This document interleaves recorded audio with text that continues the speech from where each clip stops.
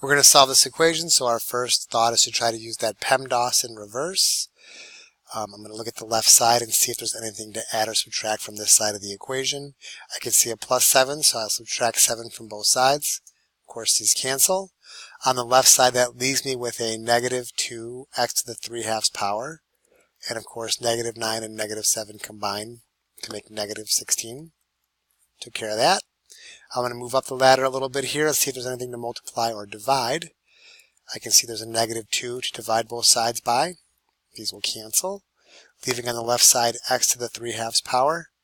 And on the right side, negative 16 divided by negative 2 makes a positive 8. That's done. And now I need to get rid of the exponent. And of course, that's the new rule for today, is when we have an exponent, to get rid of it, we use the reciprocal exponent.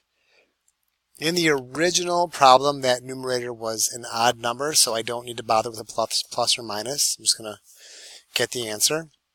These cancel out, give me x equals 8 to the 2/3.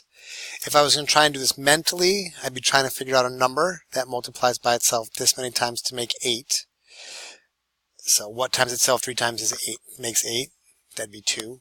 And then, of course, 2 squared makes 4. But, whoa, it'd be silly of me not to mention that you can just do this on a calculator by taking 8 to the... On my calculator, I've got to put the power in parentheses like this to get the answer of 4. Either way.